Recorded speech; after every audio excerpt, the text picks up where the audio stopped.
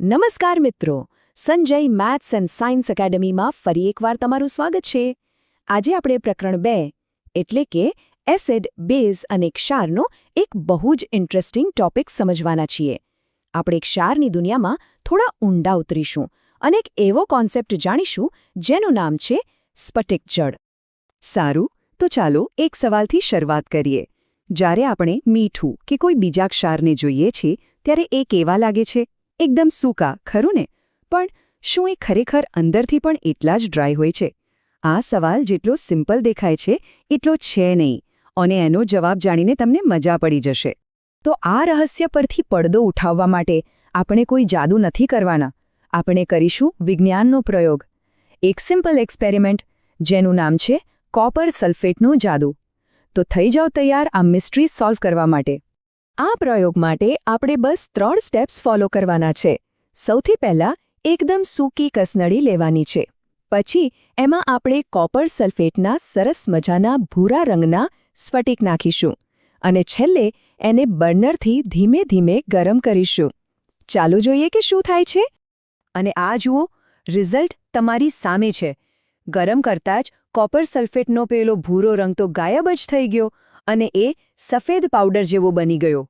પણ એનાથી પણ વધારે નવાઈની વાત તો એ છે કે કસનળીની અંદરની બાજુએ પાણીના નાના નાના ટીપા જામી ગયા છે. હવે સૌથી મોટો સવાલ, આ પાણી આવ્યું ક્યાંથી? યાદ છે ને, કસનળી તો આપણે એકદમ સૂકી લીધી હતી. તો પછી આ પાણીના ટીપાનું શું રહસ્ય છે? વિચારો તો. આનો જવાબ જ આપણા આજના ટોપિકનો હીરો છે. તો લો, રહસ્યનો ઉકેલ હાજર છે, અને એ છે સ્ફટિક જળ. જી હા, એ પાણી બીજે ક્યાંયથી નહીં પણ કોપર સલ્ફેટના સ્ફટિકની અંદરથી જ બહાર આવ્યું છે. ચાલો હવે આ સ્ફટિક જળ શું ભલા છે એને બરાબર સમજીએ. તો સ્ફટિક જળ એટલે શું?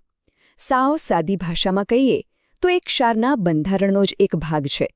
એક ક્ષારના નાનામાં નાના કણ સાથે કેમિકલી જોડાયેલા પાણીના ફિક્સ અણુઓ છે. આ પાણી જ સ્ફટિકને એનો ચોક્કસ આકાર અને ઘણીવાર એનો રંગ પણ આપે છે. અહીંયા જુઓ, આ કોપર સલ્ફેટનું કેમિકલ ફોર્મ્યુલા છે. આપણે એને ખાલી CuSO4 નથી લખતા, પણ લખીએ છીએ CuSO4.5H2O. આ સૂત્રમાં જે ડોટ પછી 5H2O લખ્યું છે ને, એ જ પેલું છુપાયેલું પાણી છે. એનો મતલબ એમ થયો કે કોપર સલ્ફેટના દરેક એક યુનિટ સાથે પાણીના બરાબર 5 અણુઓ જોડાયેલા હોય છે, અને આ 5 અણુઓના કારણે જ એનો રંગ ભૂરો હોય છે. જેવું આપણે એને ગરમ કરીએ, આ પાણીના અણુઓ વરાળ બનીને ઉડી જાય છે અને પાછળ બચે છે ખાલી સફેદ પાવડર. અને સૌથી મજાની વાત તો હવે આવે છે. આ આખી પ્રોસેસ રિવર્સેબલ છે. મતલબ કે જો તમે પેલા સફેદ પાવડર પર પાછા પાણીના 2-4 ટીપા નાખશો ને, તો એ જાદુની જેમ ફરીથી પોતાનો ઓરિજિનલ ભૂરો રંગ પાછો મેળવી લેશે. છે ને કમાલ? ચલો હવે લેબમાંથી બહાર નીકળીએ અને જોઈએ કે આ સ્ફટિક જળનો કોન્સેપ્ટ આપણી રિયલ લાઈફમાં ક્યાં કામ આવે છે. એનું સૌથી બેસ્ટ ઉદાહરણ છે જીપ્સમ અને પ્લાસ્ટર ઓફ પેરિસ, જેને આપણે શોર્ટમાં POP પણ કહીએ છીએ. હવે આ બંને વસ્તુ કેમિકલી લગભગ સેમ જ છે. ફરક છે તો માત્ર સ્ફટિક જળનો.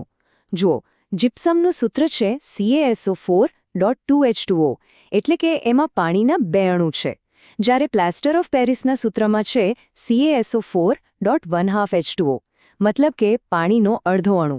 આનો અર્થ એમ થાય કે કેલ્શિયમ સલ્ફેટના 2 યુનિટ વચ્ચે પાણીનો એક અણુ શેર થયેલો હોય છે.